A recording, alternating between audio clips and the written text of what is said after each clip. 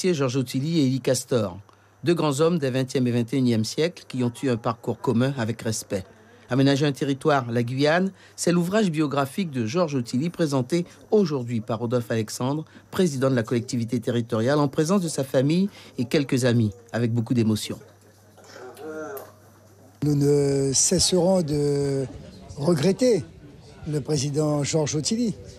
Et avec toute une équipe autour de M. Reich, notre archiviste paléographe, il y a eu un temps rapide, 3 mois, pour les recherches, extirper les documents de tous les archives de France, de Guyane, familiales, pour permettre aujourd'hui donc aux Guyanais de découvrir le grand homme, ce visionnaire qui était donc Georges Ottilie. Donc il est normal que l'émotion soit à la porte du souffle.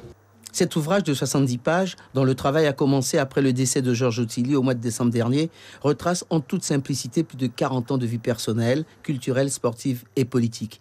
Et aux archives départementales, on a battu tous les records pour compiler toutes les informations et photos inédites avec une forte participation de la famille de Georges Ottilie.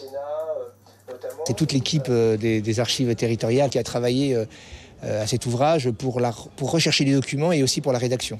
Donc moi je suis que le directeur, le coordonnateur, mais toute l'équipe a travaillé sur cet ouvrage.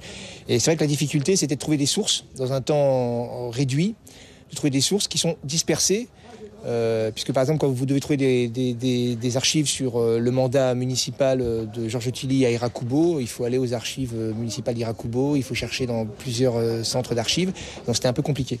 Voilà. Mais c'était très enrichissant aussi pour nous, parce que ça nous a permis de découvrir des fonds nous-mêmes, hein, bien que nous soyons archivistes, et puis ça a été un vrai travail important pour notre cohésion. Raphaël Rabord a connu Georges Ottilie alors qu'il était enfant. Et en grandissant du côté de l'Aro-Saint-Quentin, ils ont continué à se fréquenter en parlant de l'aménagement du territoire. C'était un frère, dit-il.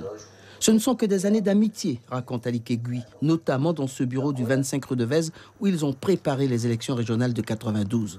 Aider le pays à évoluer, construire, c'est un service et un devoir pour celui qui a tout donné pour l'évolution de son pays. Faire un hommage, c'est bien, mais pas obligatoire. Parce que lorsque vous engagez en politique, c'est pour servir, pas spécialement pour être reconnu. C'est pour simplement un devoir de service. Et si on aime en plus son pays, donc c'est tout à fait normal qu'on aménage, qu'on prenne des coups pour aménager et qu'on subisse, parce qu'on le fait par amour et par service. Cet ouvrage devrait faire partie des documents de l'éducation nationale. Et dans les mois qui arrivent, de nombreuses manifestations auront lieu, dont un colloque Georges Ottilie en préparation avec sa famille. J'ai découvert, je crois, certaines photos. Je pense notamment à la photo